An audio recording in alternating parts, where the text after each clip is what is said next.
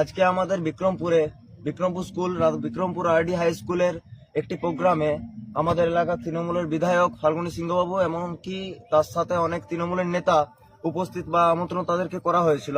তো সেই প্রোগ্রামের সাইডে আমরা স্কুলের ভিতরে শুধু জয় শ্রীরামের নারা লাগিয়েছিলাম, এমনকি তাদেরকে লক্ষ্য করেও আমরা লাগাইনি।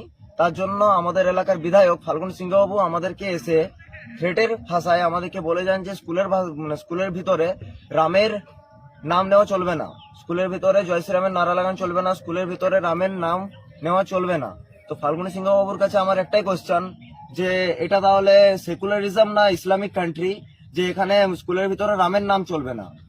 এবং আমাদের স্কুলের যে সেক্রেটারি সভাপতি মহাশয় তিনি বলছেন যে আমাদের আমন্ত্রিত অতিথিদের যেন অপমান না হয়। তো তার কাছে আমার প্রশ্ন অজিত কর মহাশয়ের কাছে যে স্কুলের মধ্যে জয় শ্রীরামের নারা লাগালে যদি কোনো তৃণমূল নেতার অপমান হয়, আমন্ত্রণ অতিথি হিসাবে তাদের অপমান হয়, তো এই অপমান আমরা বারবার করব, হাজার বার করব। যদি জয় শ্রীরাম বললে তৃণমূলের নেতারা নিজেদেরকে অপমানিত মনে করেন তাহলে তারা অপমানিত মনে করেন, আমরা হাজার বার জয় শ্রীরাম বলবো। এবং তিনি বলছেন যে আমরা নিজেদের বিপদ রেখে আনছি।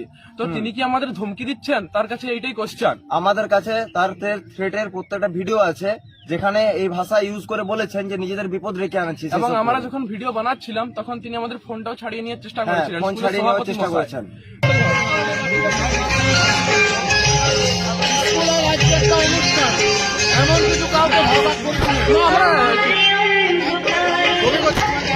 তো তিনি এগুলো কি ঠিক করছেন? জবাব চাই। আমার চাই চলেন অতিথি যারা আসছিল তাদেরকে অসম্মান করেছে।